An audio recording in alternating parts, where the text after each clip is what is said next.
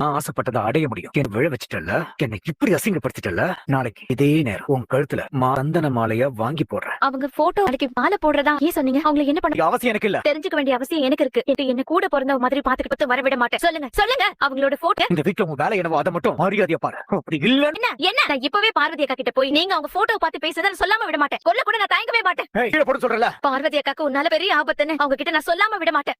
யார் நினைச்சா பார்வதி சாவ வச்ச இச்சில் சாப்பாடு சாப்பிட்டு வந்தவன் அன்னைக்கு உன்னை கூட்டிட்டு வந்தான் பாரு. அன்னைக்கு உன்னை துரத்த சொல்லிருந்தா கொஞ்சம் கூட நியாயமே இல்ல ராஜி. வீடியோல இவங்க பேசுனதும் இருக்கும்ல. சொல்லு ராஜி, வீடியோ தானே எடுத்து இருந்தோம். ஆமா, அதுல நீங்க உங்க அம்மா அதை மட்டும் போட்டு வைங்க. மொத்த குடும்பமும் என்ன வேண்டியதா இருக்கும். எடுக்கிறேன் எடுங்க. என்னம்மா மிரட்டலங்க, நீங்க பண்ண எல்லாத்தையும் சொல்லி காமிச்சிட்டோம். நீங்களும் இவங்களும் அன்னைக்கு எங்க கிட்ட எப்படி குறையா கெஞ்சினியலே, இப்ப வந்து எதுவுமே நடக்காத மாதிரி டிராமா போட்டுட்டு இருக்கீங்க. எங்க பொண்ணு வாழ்க்கை மேல அக்கறை இருக்கிற என்ன ஒரு அம்மாவாவது இப்படி வந்து பேசு. என்ன பேசு? ஐயோ, நீங்க கொஞ்ச நேரம் சும்மா இருங்க.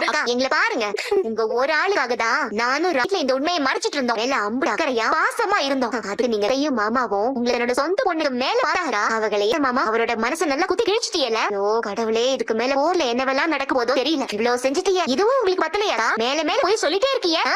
போய் சொல்லி போய் சொல்லி போய் சொல்லி பழி தூக்கி போட இந்த குடும்பத்தையே இல்லாம பண்ண நாக்குறிய இல்ல? நீங்க முகத்தை பார்த்து சொல்லுங்க. நீங்க 80 பவுன் தங்கத்தோட தான் வந்தீங்களா அந்த வீட்டுக்கு?